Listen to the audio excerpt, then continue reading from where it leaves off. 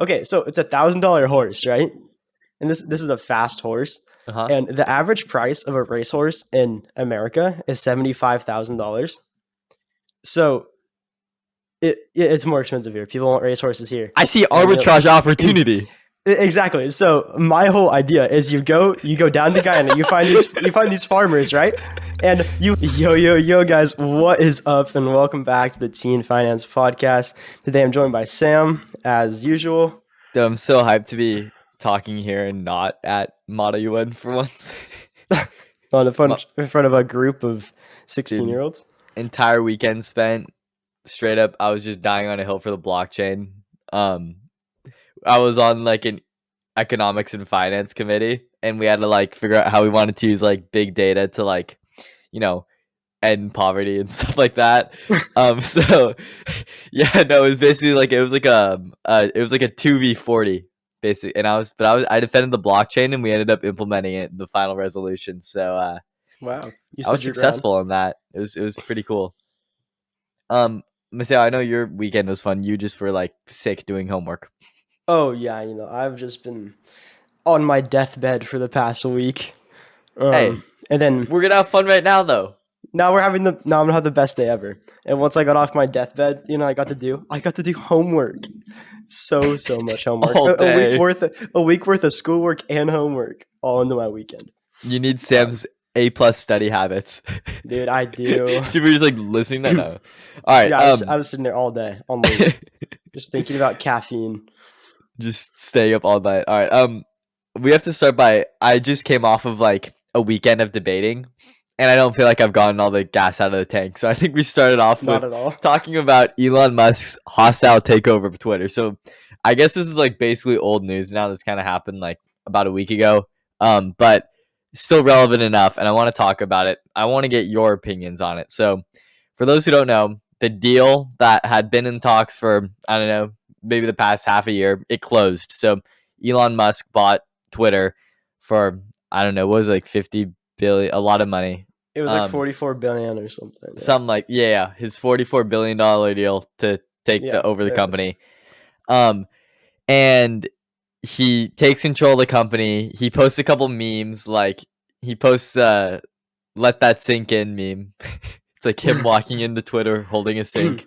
Classic Elon. And then he immediately just goes on a firing spree. So he fires like the CEO, CFO, the chief like legal console person, and a couple more executives. So he basically let the executive team go, and then he can't actually afford Twitter, by the way.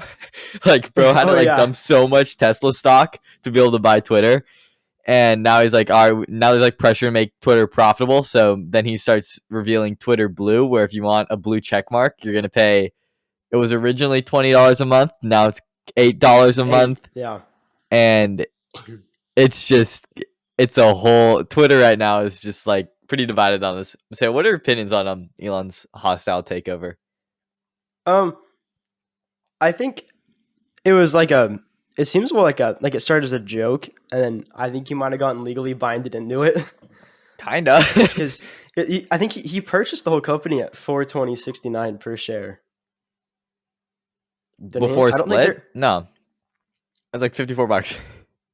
Oh, okay. Well, he was pushing for $420.69. That was the price he wanted, I think. Maybe before split or something like that. Yeah.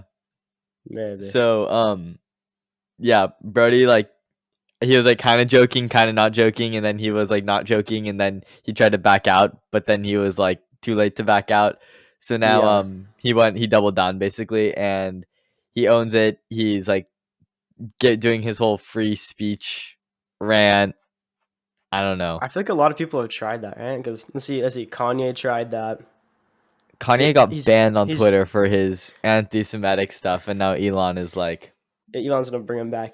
Well, Kanye bought a social media platform. Did you see that? He did?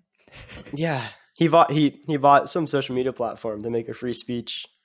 There's like Trump's platform, his Truth Social. Is it Truth? I think Truth got like hacked or something, like a big data. It got trolled at least, but Elon's like saying he'll bring Trump back. Trump is like, nah, I'm gonna stay on Truth Social.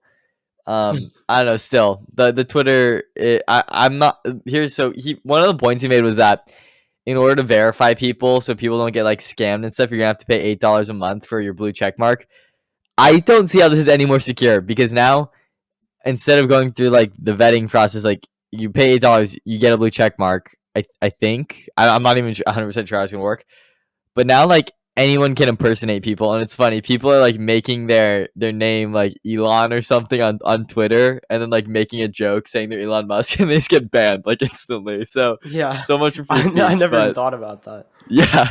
So I don't That's- know. I'm the whole like paying for Twitter thing. If he wants to do like free speech, but then you have to pay to get verified, like I don't know. Is that against like that core principle? But I feel like they should implement it so you could you pay them to like check your driver's license or your ID, like to actually like like give you a real check mark, so you can just get verified as anybody.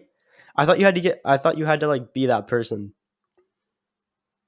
I'm not even 100% sure how his new system is going to work, but basically people are like changing their names to like Elon and stuff. But if you just buy a check mark for $8 a month, scams are going to go out of this world, and the check mark is going to become utterly useless. I hope that's $8 a month on top of the past like vetting process to making sure you're like real and stuff. That's what I'm saying. Like I hope it's just a maintenance on your check mark. Yeah. Not like, I mean, maybe it's not, but on top of that, there's all the Twitter employees complaining about Elon coming into power, and they're like sending out like different demands, like you're gonna like give us this, give us that, and this is the part where I actually agree with Elon, where he's saying he's gonna fire a lot of Twitter employees.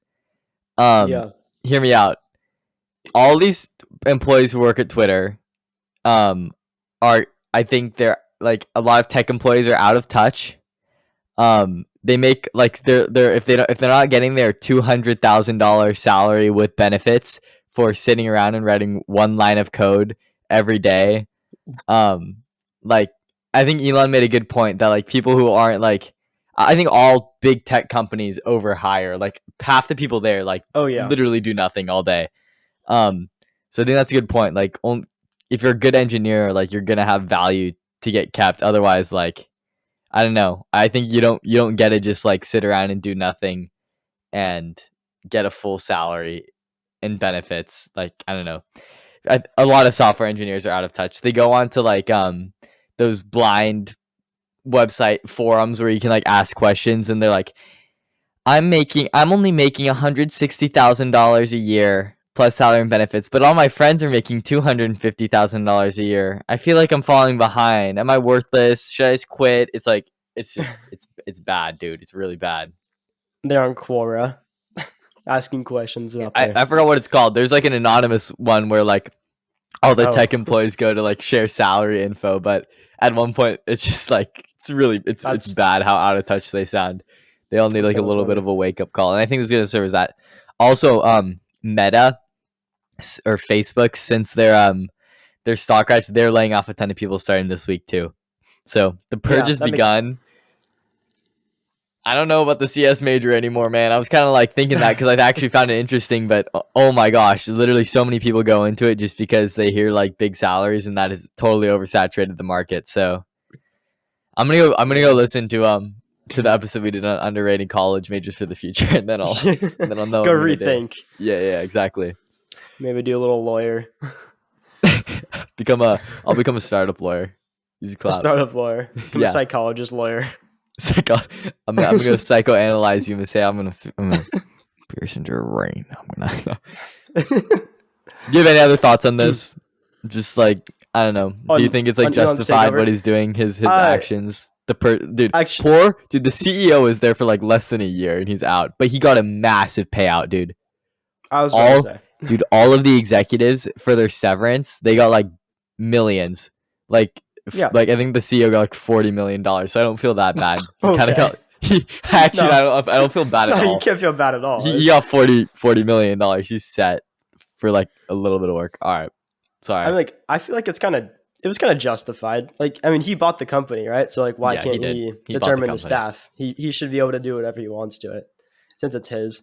And he probably has a plan for a new CEO. Like, I feel like he probably has someone lined up. He's If he running just it goes, right now. yeah, but There's no way he's gonna he be able can't to be do it forever. He can't split his time the. between SpaceX, Tesla, and Twitter effectively. I don't think you can be a CEO of that many companies. Isn't there a law? I swear there's a law like that. Maybe. Well, he's basically running it right now. Ethically, on him running it, I'm like iffy. I think there is a Really? line between like free speech and hate speech. We'll see where he takes that, but I don't know. It's Elon. Bros is he does what he has moved straight to the end, and he'll do whatever he wants. He's in Best and Mars right final. now. I should have said I have moved straight to the end during Model UN, dude. That would have been a power move. I'm gonna do that next time when I'm trying to negotiate someone. This is my best and final offer. I've moved straight to the end. That's good. Okay. You know, Yeah, go ahead before we I move think on. I think Elon's just a little lost, maybe. He has like maybe a screw loose. I mean, I feel like there's no way he's got to be I feel so like stressed out, getting no sleep all the time. Like he's doing a yeah, lot. no, he doesn't sleep. Bro needs some me time. He needs to go hit piss missiles at the driving range and We should do that decompress. soon. I know we should do that. All right. I found a networking strategy that I think is top tier. All right. So Really, I was watching Mr. Beast video. All I right. love Mr. Beast. And this is I went like it was like $1 hotel room versus 100 or like $1 Oh, I million saw this one. hotel room. And um basically one of the stops he made, which I think was easily the best, was a private island. And in the video he said he paid $50,000 for it. So I look up the island, and it's a small archipelago called Islas Secas off the coast of Panama, and you can rent out this whole private island for yourself for a night, and it does cost around $50,000. So I mean, if you go during like a standard time, it's actually only $35,000. If you go during like peak times, it's $46,000. If you go during like festive times, it's like 67. So it can get expensive, but the thing is, if you're like a moderately well-known person in the business field and you want to make a lot of friends, you could rent out this private island, and then you could just like DM a ton of homies and be like, "Hey, come down to Panama for like a couple days and just hang out on this private island, have fun." And you could do like the deals you close on this trip could easily be worth like, I mean, you'll pay off like the 35K in an instant. So Yeah, I think obviously this can be taken to different levels. It doesn't need to be the private island in Panama. It could be like a cool Airbnb somewhere that's like $1,000. You can take this however far you want. I know the guys from MFM actually did this with their Camp MFM thing. They like yeah, I got a saw house that. down North Carolina near Duke. They invited like Mr. Beast and like Hassan Minhaj and like all these other like CEOs and stuff. So it's totally a thing. And you can take this as far as you want, but I just thought that the island was pretty cool because like that's like for real. How do you say no to that? If you're like, Yeah, like even if you're successful, hey, we got a private island. It's only gonna be like successful business people, and then you can just like say that you'd be like, you text, let's say I'm trying to get Steve Jobs and Bill Gates to pull up, even though Steve Jobs isn't even alive.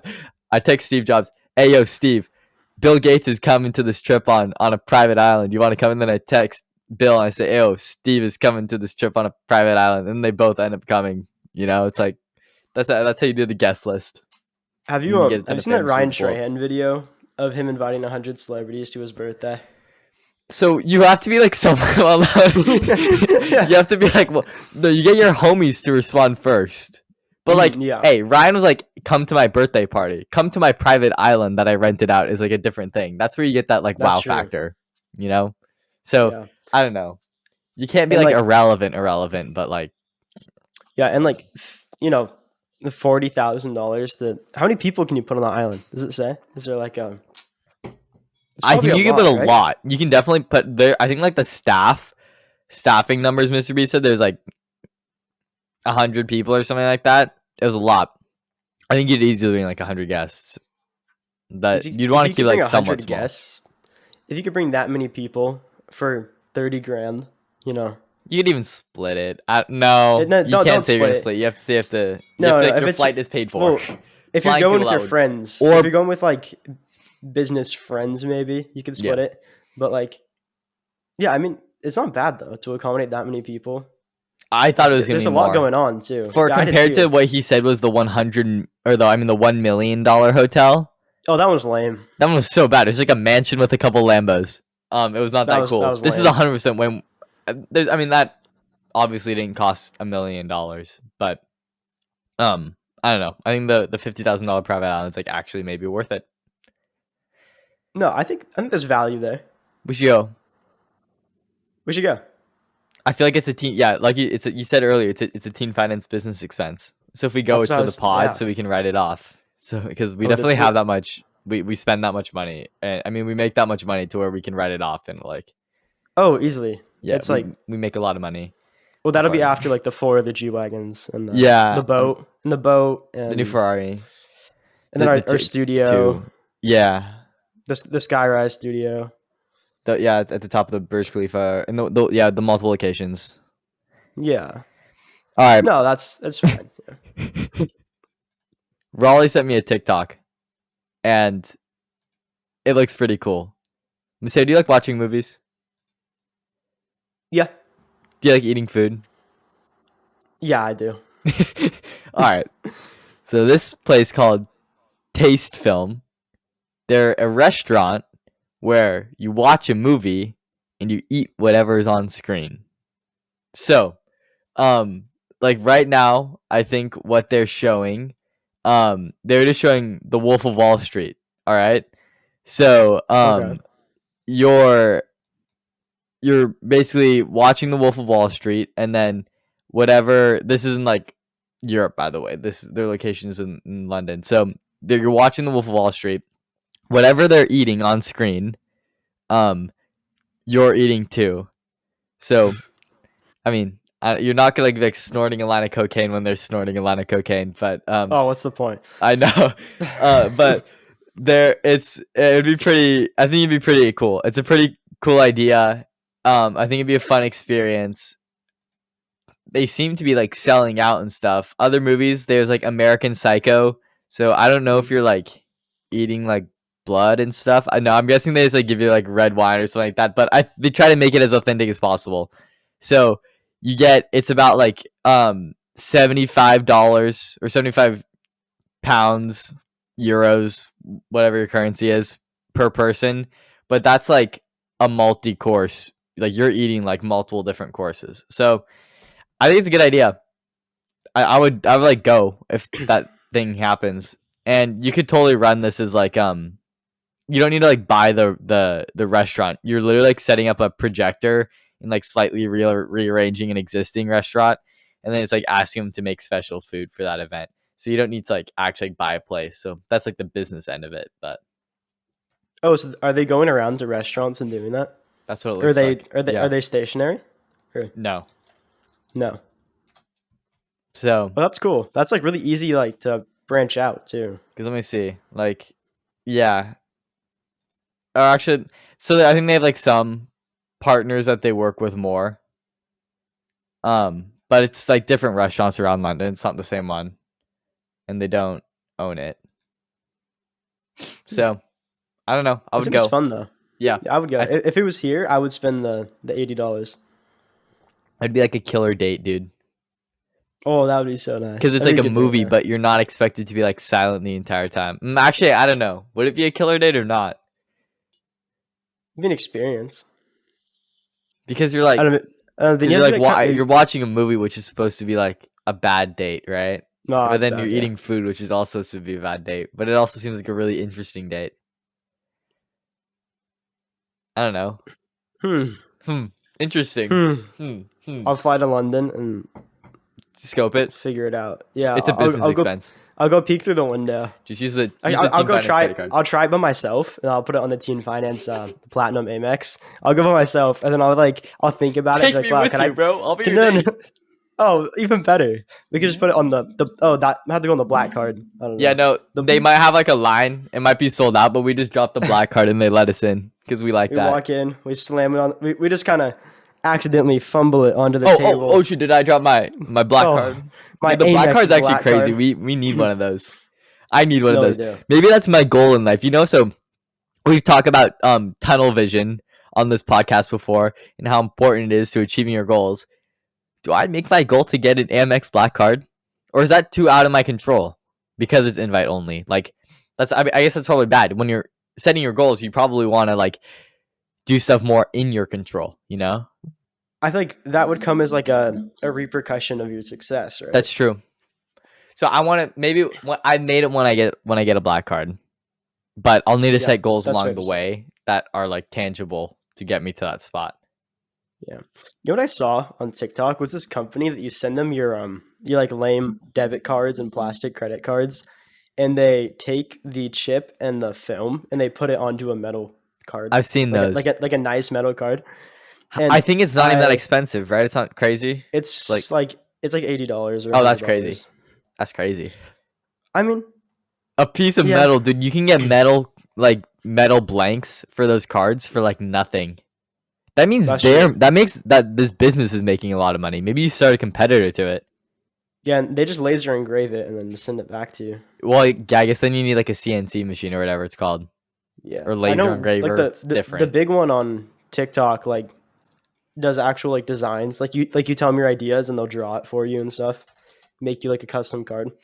So you They're can get a Canadian based. 50-piece set of blanks on Amazon for $13 for Like metal business cards, dude. That's a power move. Dude, If you say, "Here, take my business card," it's metal. dude. 50 pieces set of laser mark engraved blank aluminum alloy business cards. 5 colors option. Dude, that's actually crazy. That's so cheap. Yo, Actually, we that's need what- those for team finance. We should Maseo, just get like a. Maseo, we this should is just a do, like, real pack and just make This is them. a real expense we need to consider. That is nothing, dude. We need like all of that. I said dude like 5 times in the past. Don't worry about it, dude. Don't worry about it, dude. No, but we should buy those. We should get That like, a and few the of them. that They're in the fun. in the intro song that we're gonna get. Okay, hey, if anyone listening to the podcast right now feels like it, go make us an intro song. Otherwise, we're gonna go on to Fiverr and buy one.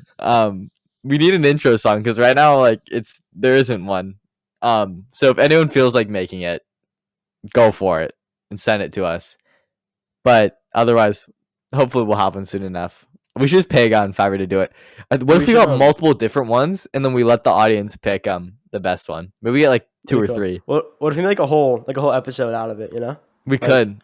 our Fiverr experience. That's content farming right there. That's we're content farming. we're turning our expenses into profit by making an episode off of it. What if we just sit down for a day and just sing a bunch of songs in perfect harmony? We could And then, we just start harmonized in doing- the past. I feel like we could Oh, make this it- ourselves. It happens. We could just Maybe we do an I'm Every Woman remix. a little. I'm every podcast. I'm every teen finance now.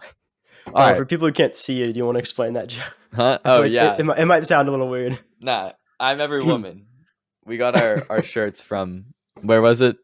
There's Old Navy, right? Yeah, we were at Old Navy after we were getting Korean barbecue for our friend Grant's birthday, and we went to Old Navy like 5 minutes before closing. And I go to the clearance section, and I see Whitney Houston on a shirt, and I'm like, shoot, I need that. And then I see another one. I'm like, I'm getting both of them. So then I walk out, Matt and I, and we're wearing I'm Every Woman shirts, and the boys are they left earlier because like, what are these guys doing? We walk out, and I'm like, I'm every woman, dude. So this is like the running joke now. I think I want I want a remix of this to be the intro song. We should like we when we go off, I'm like, hey, can you base it off of this? And just say about every woman. All right, what were we even talking about? We were talking about the taste place. I think it looks good. I would be down to do it if we ever are in London, which is never gonna happen. Who goes to London? What do you mean? Bro? On the Teen Finance World Tour, Finance World Tour, Right. All right. coming soon Coming soon to a taste film near you. to a country near you. Yeah. Okay. Um, gonna roll. I want to roll in the minnow tank. I have one. I can go first, unless you have one that you want to go first with. I don't have one, but I can check my list. Okay. And you talk while I check my list. So I'll start it off here. All right. So I'm hesitant to reveal this on the podcast, but I feel like any listener who has gotten this deep into this episode deserves it. All right. So this, it's I have an idea that I think will go viral at our high school. Okay. So, Maseo, have you heard of the app Gas? No. All right. This is why. Okay. You haven't heard of it. Keep that in mind for later. So, Gas is actually currently the number one app on the App Store right now. And under, I think it is under like at least the social media parts, being like Instagram, Snapchat, Be Real, TikTok, all that. So this is the same app. Do you remember TBH from like years ago, like 5 years ago? I guess that was kind of before we were really on our phones and stuff. So it was Nikita Beer. It sounds kind of He familiar. made an app, and it was basically like you like to be is like TB is like to be honest. So you like share your like your crush and stuff like that. So the whole I point know is what like you mean, you can yeah. figure out like who likes you back. And now he sold it to like Facebook. Facebook killed it. But then there's like he had a no compete for like 5 years, and now he's back. He released Gas, and the launch strategy is crazy, and it's actually really interesting. So how do you make something go viral at a high school? So they launched this app. Now it has like millions and millions of downloads, but they started small. It's the same thing we talked about when we were talking about what you call it, the party app, Party Animal, Bondfinder, the one that got like 1 million views on TikTok. That was crazy. It's at 950 right now. Yeah, same strategy. Starting small with exclusivity. So they would start it at certain high schools. So what they would do is they create a private Instagram account called like know who your crush is, and then like the high school name. And then they go and follow every single person at that high school. And then these people see like their high school name in like an account, so they'll follow it back. All right. And then they'll have one guy like go camp in his truck outside of the school on a Friday, and right when the students get out of school, they go and they accept every single one of the follow requests. So now everyone gets a notification at the same time on their phone. So like, what is this? And they all go look at the account because they all got the notification at the same time, and it's like see who if your crush likes you back by downloading this app. So they all go download the app, and they start like filling out surveys, and then they can like see all this information. And then how do they make money on this? You want to like be able to see who actually likes you back? All right, you'll pay like $7 a week. And this app is made like $1 million in a month, and it's still making more, but it's gonna die soon. Because I don't know, instantly like people are like spreading like I think it was literally just like fake news about it. But the purpose of the story is to show like this is like the launch strategy, and my idea is I think once this app gets to the point where it's like big and like full on, now it's like it's gone to the point where it's not like high school exclusive anymore. I think that this idea is better not scaled. I think it belongs on a small scale. So what I think I have an idea for the next Facebook, and I want to launch it at SoCal. So I want to make a primitive version of this app. I don't even know if it's going to be an app. It might be a website. No, I want to do an app because then we can do microtransactions really easily. So it's going to be like who likes you back, and how the app is going to work. It's going to be the back end code is going to be pretty simple. You're going to put in names of people that you have a crush on, like 5 or something, and then you're going to put in your name. And if there's a match of your name, and if you put in your crush's name and your crush puts in your name, only then will each of you get a notification saying that happened, and otherwise your crush will never know. So it's totally secure, and then we'll encrypt everyone's information, so it's all like secure and everything. And we were literally like Cupid, just making matches all day. And I think that's as far as we go with it. It belongs as just like a short viral thing that happens, and then it's done. And I think trying to expand up beyond that is it's possible, but also I think we add microtransactions. So it'll be like, you found a match. It'll be like, this person likes you back. And then you'll pay $1 to figure out who it is. Okay, so I was thinking that as you were saying it, right? You know how you can only see if someone matches you back if you match them as well, right? No, so that's like on So- Tinder. But the thing is, like, people will show up on your feed who already like swiped on you sometimes, you know? So then you can get like a general idea. So that's like the way that it's like kind of like Tinder for high schoolers, but also not, just because you literally have no clue who has a crush on you, and when you say you have a crush on someone, it's no risk because it's only gonna go through if there is a mutual connection. I don't know. I feel like it's Dub's idea. What if they could pay? Would they pay like $20 a week to see who To see everyone who has a crush on them? Has a crush on them? Yeah, so that's like the premium. So So but you give it like 3 weeks first, and then you roll that out. No. I think you roll that out like a couple days after. Well, because it needs to be well taught. This kind of true, stuff is just dead true. by That's 3 true. weeks. Oh, that's true. Maybe a I couple think like days, day that's 2 it. or 3. I just meant like to get people to like actually use the app. I think I see this app being short lived. Like I don't see. I see this like being like a temporary thing. It wouldn't last a long time. So I think day 1 you have the $1 paywall for any matches, but then day 3 you roll out a $5 a week subscription where you can see everyone who's saying they have a crush on you. But then will that That's make? crazy. I don't know. No, that's what I said. So you should wait for people to submit their things, and then Then you run into you legal just- problems if you like claim that people are only gonna know if they like you back, you know. So it kind of defeats the purpose. But money. That's true. But money. Money. Maybe we just do like you could totally roll out like the hottest person of each gender based off of like who gets the most, or like awards like that. That's what it's that'd like be on funny. Gas. That's what it's like on the Gas app. On the Like gas. people like vote, like it's like the whole thing is like you're gassing up your friends, so it's like good. It's not like evil in any way. Like it's only good things. That's So cool. I don't know. I think like a local version of this, just completely stealing the idea on the launch strategy and then killing it, would be like a troll local thing to try. I'm gonna do this at some point. So anyone listening to this pod, if this happens in the future, you know who it was. But I don't have like skills to make like a really good looking app right now, so it'll wait. I'll recruit some of the boys from CS Club and we'll make it happen. It'll come out later this year or next year, maybe. If I even I don't know. This could just be like a dumb idea that I have and it's never actually gonna happen, but I'm thinking about it. I mean, it's a good idea. It's like a cool idea. I'm sure it would work for a little bit. That's the point. I'm not planning on having it work for more than a little bit. Yeah, you can take some quick cash out of it and just run off. Literally, it costs $100 to publish an app on the App Store and get like the Apple developer kit. So it would literally just be to pay that off. Honestly, I don't care about the money. I think it would just be cool to have something go viral like that. Yeah, that would be cool. I like small pond virality. Small pond virality is pretty fun.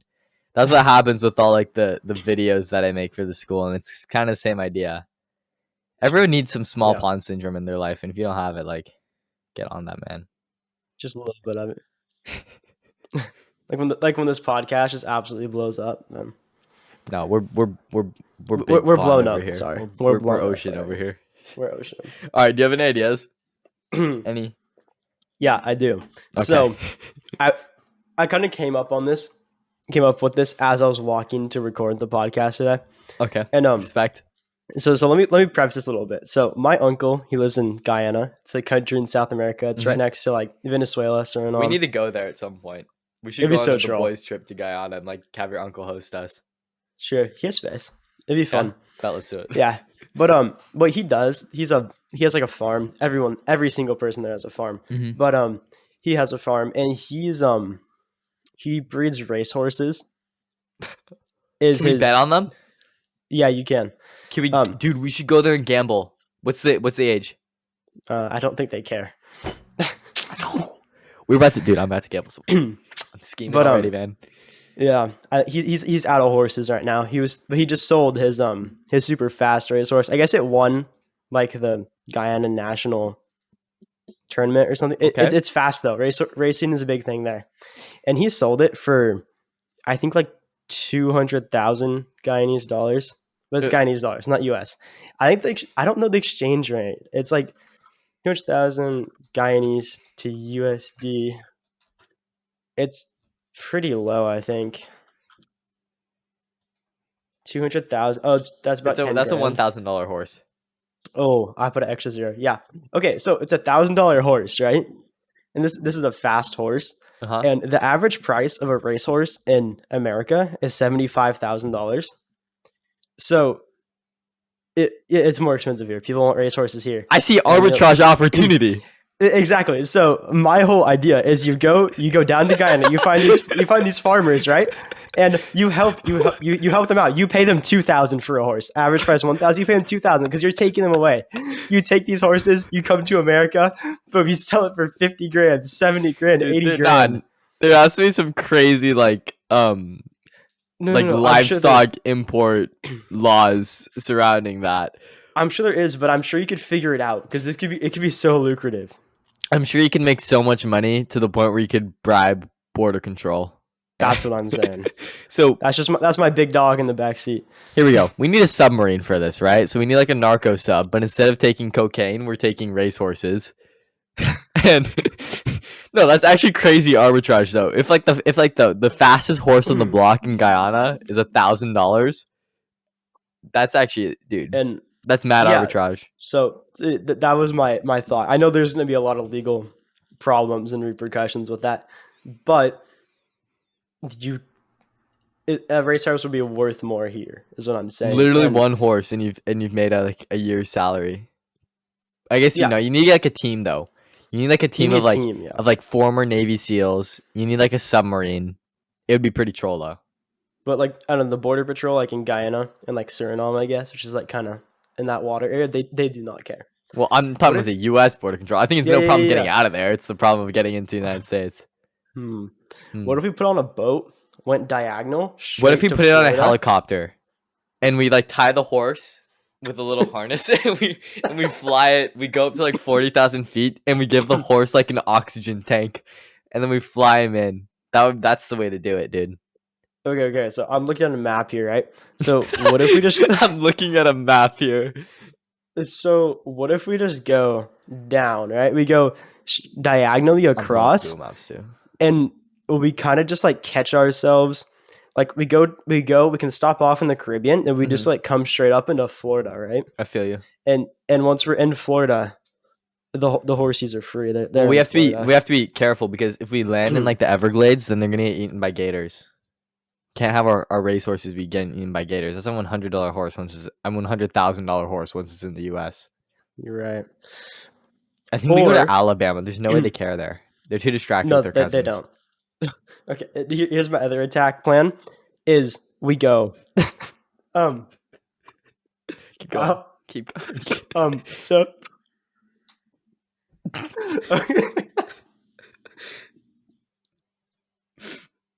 All right. Okay, so we go up into Mexico. No, we're not getting anything in from Mexico either, dude.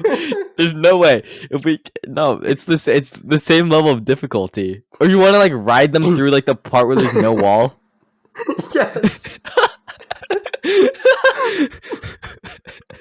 So, yeah, facts. And the ops can't catch you because you're on the fastest horse of all time.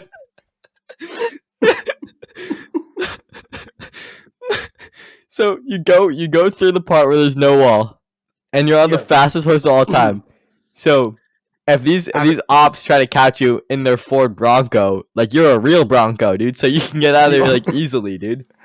And then Average you like, racehorse speed is 44 miles per hour. we're bringing the Broncos to Gapplebee's, like straight. But they're gone. They're on the sand. They're sliding around.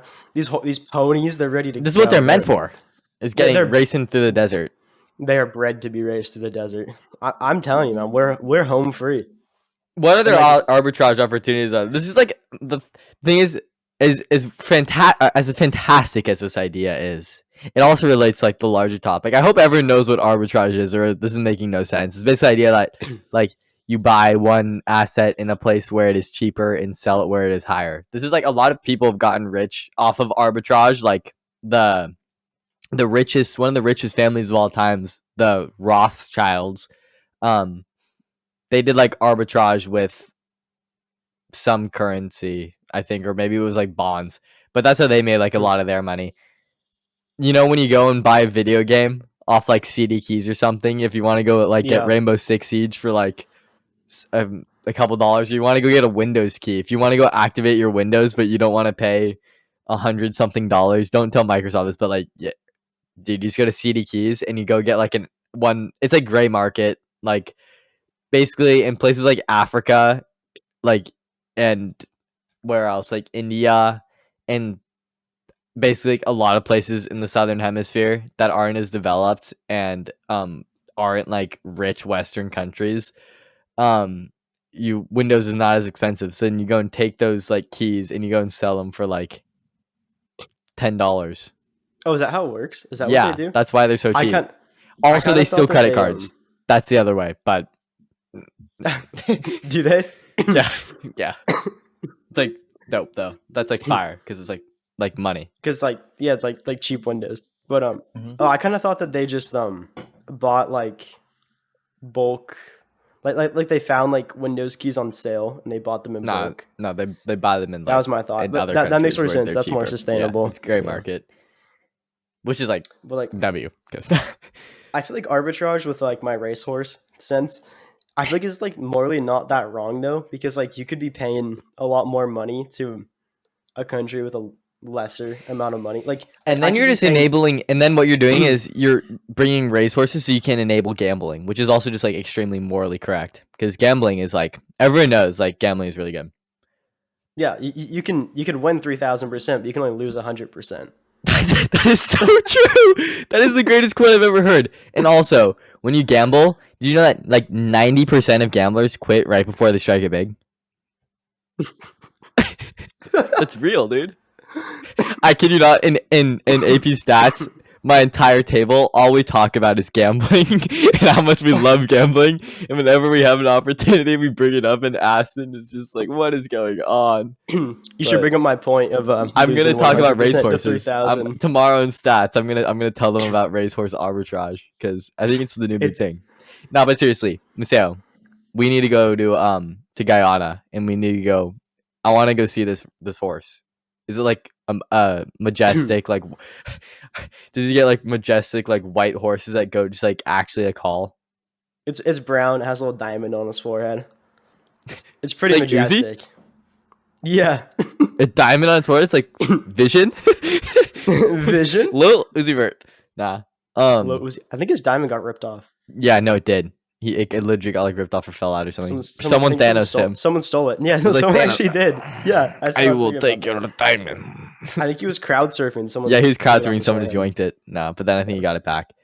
All right. I think the racehorse arbitrage, that was one of the greatest things that has ever been said on this podcast. I want to end on that. That was a high note. I have to go do my A push. I have to go read about the South now. More Alabama, dude. Always. Arbitrage. Always finds a way to my life. All right. We're going to wrap. We'll see you next week. Mark your calendars, people. Later. Later.